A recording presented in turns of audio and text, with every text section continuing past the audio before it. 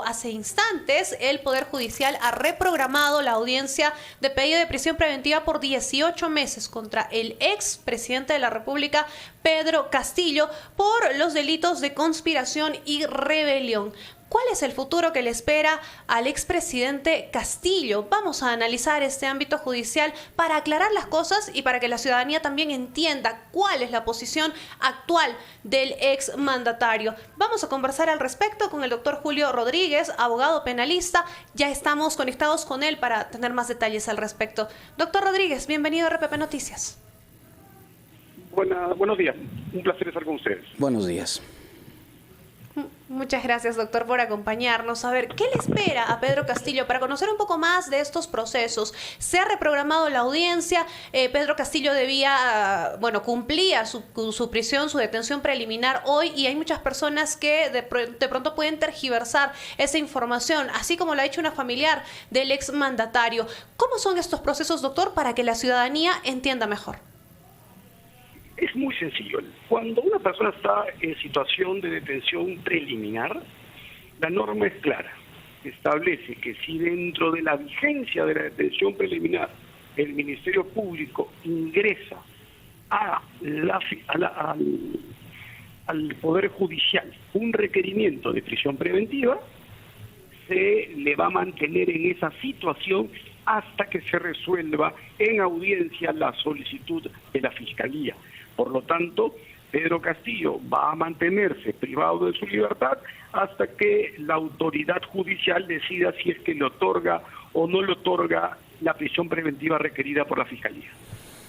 Se ha visto en el caso del expresidente Pedro Castillo, doctor Rodríguez, modificaciones en cuanto a su equipo legal. ¿Cuánto puede influir esta situación en el camino que va a seguir este caso, que sin duda es bastante complejo y está en el centro de la atención de todos los peruanos? Mire usted, el derecho de defensa evidentemente le permite a esta persona solicitar un cambio de la misma en cualquier momento. Cambiar defensa es el derecho que tiene cualquier persona. Lo que sí está en alguna forma establecido y previsto son aquellos casos en donde los cambios de defensa pueden ser interpretados como maniobras de carácter dilatorio u obstruccionista. Ahí sí, evidentemente, se le puede llamar la atención, no solo al imputado, sino a los abogados que se presten ese tipo de maniobras. Si a un imputado su defensa lo deja, evidentemente no se puede llevar a cabo la audiencia. Si no es notificado dentro del plazo de ley, no se puede llevar a cabo la audiencia. Y él puede cambiar de abogado las veces que lo estime conveniente, pero eso no puede perturbar de ninguna forma el decorrer natural del proceso. ¿Podemos entender entonces que el alejamiento del abogado Atencio puede considerarse de alguna manera también una suerte de estrategia de la defensa legal del exmandatario?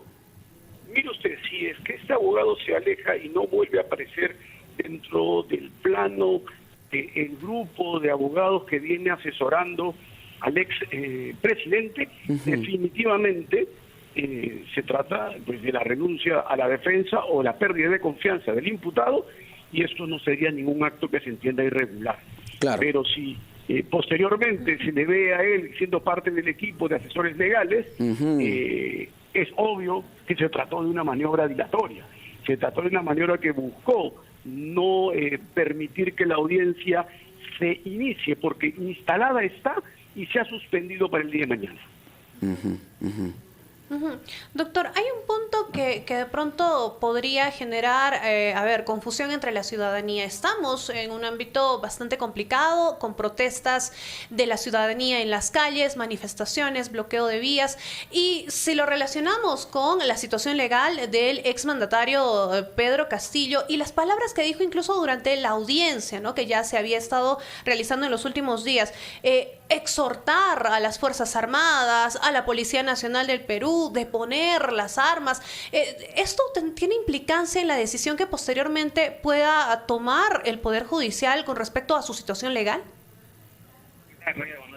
Mire usted, tiene implicancia porque el comportamiento de un expresidente que en este momento está en situación de privado de su libertad es definitivamente una situación delicada y que debe actuar de acuerdo a a las, obviamente, normas que regulan cualquier tipo de actividad. El privado de su libertad no puede realizar ningún acto de asusar violencia, porque esto definitivamente puede ser valorado de manera peyorativa por parte de la Fiscalía, y eso podría cambiar radicalmente su situación y establecer medidas más gravosas para él, restricciones más graves de presencia de personas, de visitas, etcétera, porque esto evidenciaría que la tesis fiscal es cierta, se trata de una organización criminal.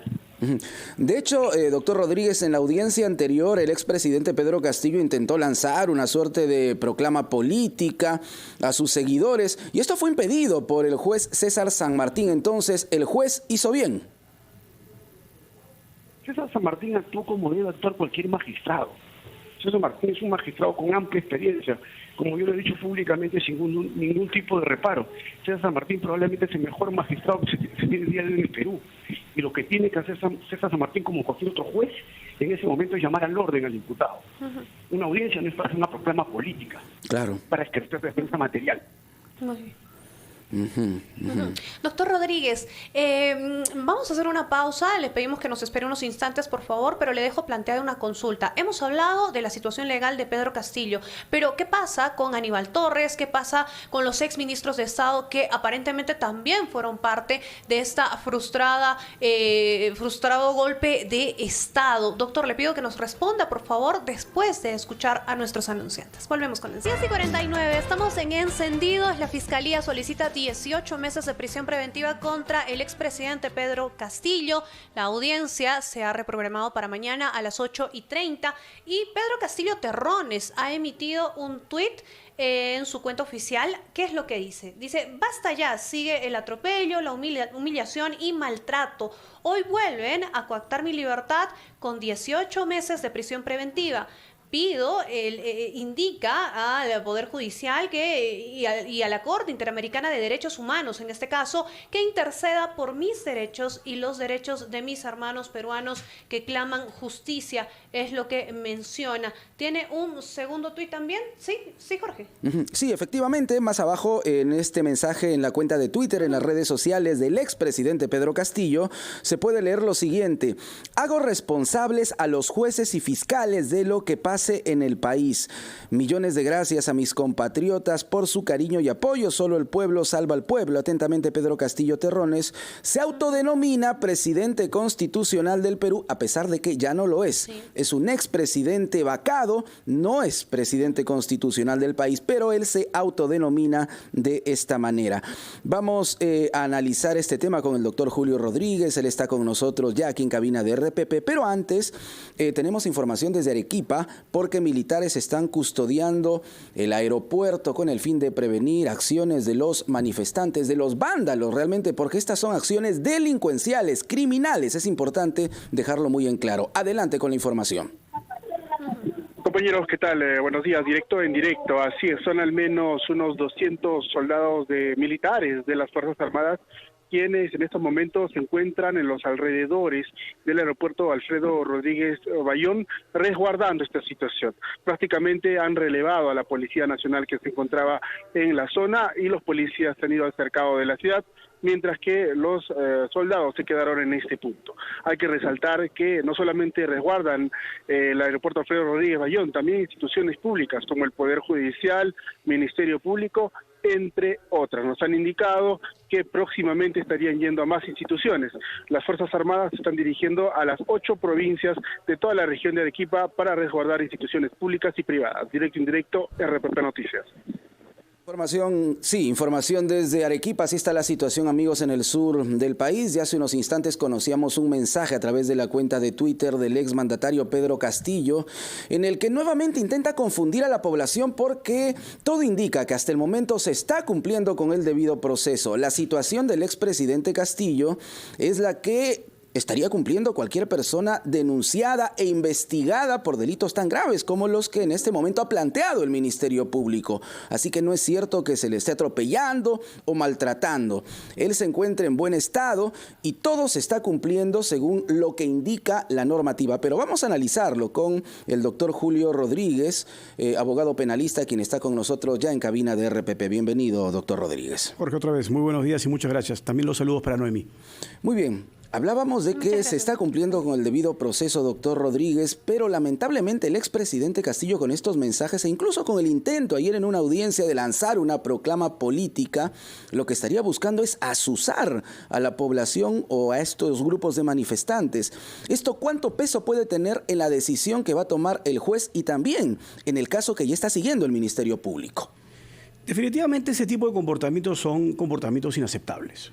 Como lo dije hace un momento, el doctor César San Martín actuó conforme manda la ley, ¿no? Poner en orden la realización de la audiencia y no confundir lo que se denomina una autodefensa con una proclama a insurgencia política indebida. Estas publicaciones que manda Castillo Terrones lo único que generan, desde mi perspectiva, es claramente una suerte de estrategia a través de estos mensajes para seguir convocando a huestes de carácter absolutamente ilegales, al margen de la ley. No estamos hablando de una suerte pues de reclamo como hacen muchos políticos, de la idea que tendrían respecto a un Estado que abusa. No estamos hablando de un Estado que abusa de él, estamos hablando de su propio partido en el gobierno. Dina Boluarte es, o era en su momento, de su partido. Y por lo tanto es su partido el que sigue gobernando. Se está haciendo una sucesión constitucional válida.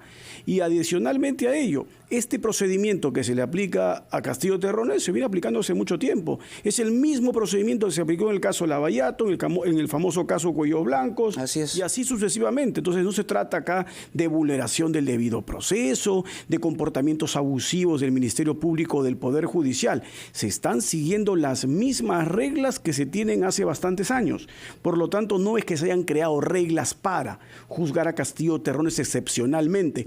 Allí es donde uno podría tratar de evidenciar tal vez un comportamiento de persecución política. Pero si esas normas se le aplican a él como a todos los demás desde hace varios años, no se trata, pues obviamente, de una suerte pues de instauración de un proyecto de un grupo del Estado para perseguirlo indebidamente. Doctor Rodríguez, ¿es legal que el expresidente tenga acceso a su cuenta de Twitter, que puede emitir estos mensajes? ¿Hay una regla con relación a este tipo de mensajes que se pueden lanzar por redes sociales y que, como lo hemos dicho, no pueden llegar a seguir azuzando a la población en estos momentos de crispación?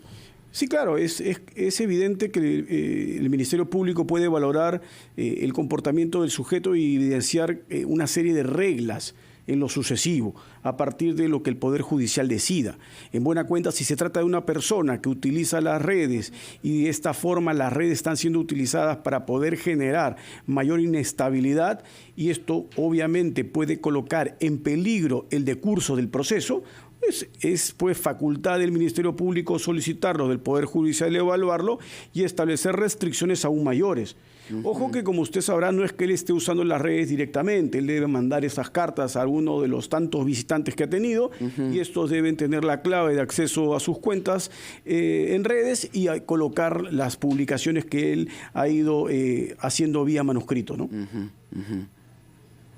Bueno, y lo que pasa, doctor, y está muy bien que lo dejemos en claro, porque hay muchas personas que todavía creen, que todavía confían en el ex presidente, y esto genera pues que la gente salga a las calles, como ya lo estamos viendo en muchos puntos del país. Pero le consultaba también sobre la situación legal de los otros implicados. Hablamos de Aníbal Torres, hablamos de ex ministros de Estado como Betsy Chávez. ¿Qué va a pasar con ellos? ¿Cuál es la situación? Porque en el caso de Betsy Chávez y los otros dos ex ministros de Estado, tenemos entendido que no están detenidos. ¿Qué es lo que va a pasar con ellos?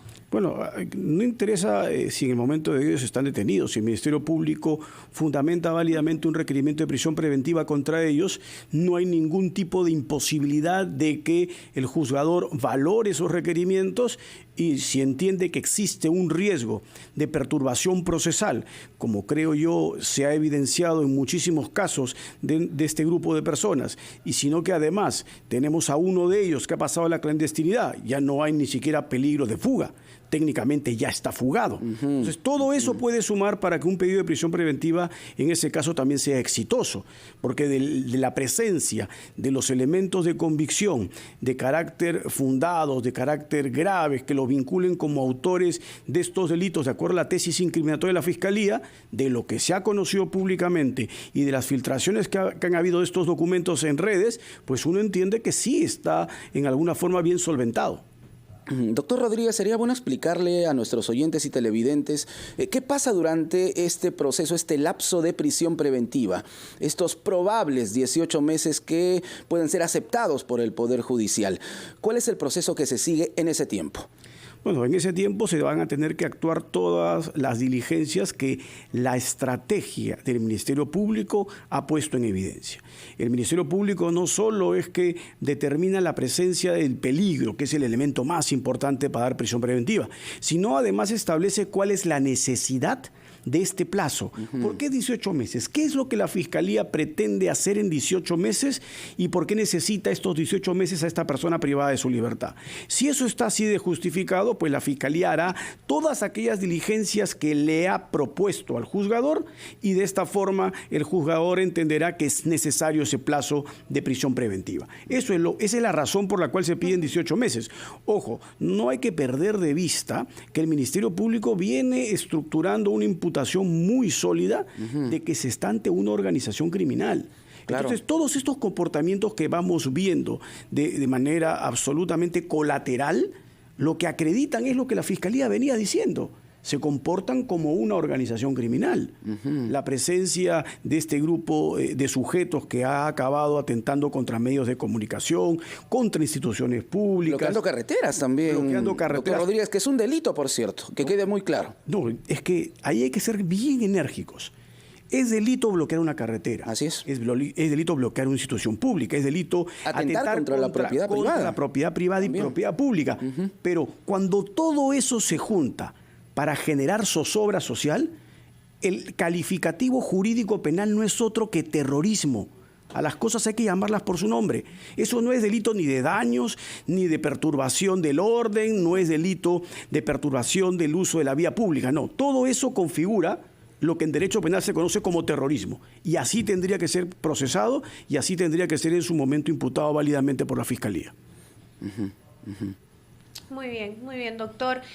Una consulta adicional más para que la gente pueda entender mejor. Estos 18 meses de prisión preventiva, es como lo dice el nombre, es preventivo, no es una sentencia. Puede durar incluso menos el proceso de investigación, pero este tipo de delitos, conspiración, rebelión, de comprobarse, ¿cuánto tiempo amerita de una pena privativa de libertad? Habría que ver finalmente, y es una buena pregunta, ¿qué es lo que se acaba probando?